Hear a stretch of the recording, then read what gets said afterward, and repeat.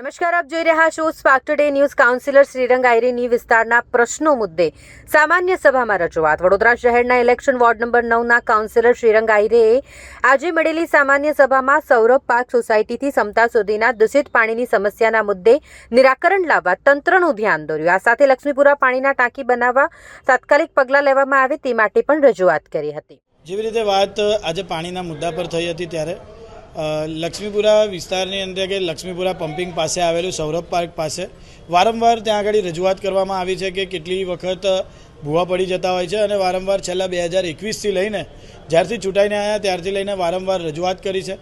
એક બાજુની side micro ટર્નલ કર્યા બાદ અત્યારે ત્યાં આગળ ભૂવા નથી પડતા, પણ જે લક્ષ્મીપુરા પમ્પિંગથી રાઈટ સાઈડ પર જતા એટલે સૌરભ પાર્ક સોસાયટીની અંદર જતાં ખૂબ જ ભૂવા પડેલા છે. વારંવાર ત્યાં આગળ સોસાયટીની અંદર કોઈના પ્રસંગ હોય કે સોસાયટી અંદર આવવા જવાની જગ્યા હોય તો ખાસ કરીને દિવાળીના કાળ દરમિયાન દિવાળીની અંદર પણ ત્યાં આગળ ખાડા ખોદવામાં આવ્યા હતા, જેથી લોકોને ખૂબ હાલાકી ભોગવવી પડી હતી. સાથે એ જે ભૂવા પડવાનું છે જે તે એસટીપીના કારણે ત્યાં ડ્રેનેજનું પાણી પીવાના પાણી સાથે મિક્સ થઈ જાય છે અને તેના કારણે ખૂબ જ સૌરભ પાર્ક સોસાયટી છે તેમજ તેની આજુબાજુ આવેલી મંગલમ છે એવી આજુબાજુની તમામ સોસાયટીઓની અંદર પીવાના પાણીના ખૂબ જ પ્રશ્ન રહેલા છે. તે આજના દિવસે કમિશનરશ્રી અને મેયરશ્રીને રજૂઆત કરવામાં આવી છે કે જે ભૂવા પડવાનો જે વિષય છે જલ્દી સોલ્વ કરવામાં આવે, જેથી પાણીનું જે કોન્ટામિનેશન થવાના લોકોની ફરિયાદ છે તેને હલ કરી શકાય.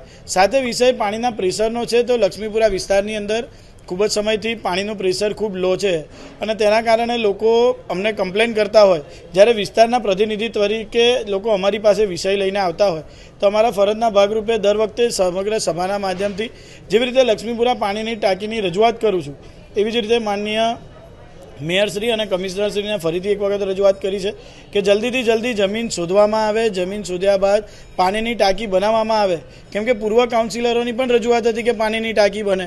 તો હાલના કાઉન્સિલર તરીકે પણ ને આજે પણ એ જ તકલીફ લોકોને જો પડતી હોય તો કોર્પોરેશન દ્વારા બજેટની અંદર તો પાણીની ટાંકી ફાળવવામાં આવી જ છે, સ્થળ પણ તેની ચકાસણી પણ થઈ રહી છે, પણ તે પ્રોસેસને જલ્દીથી જલ્દી કરવામાં આવે.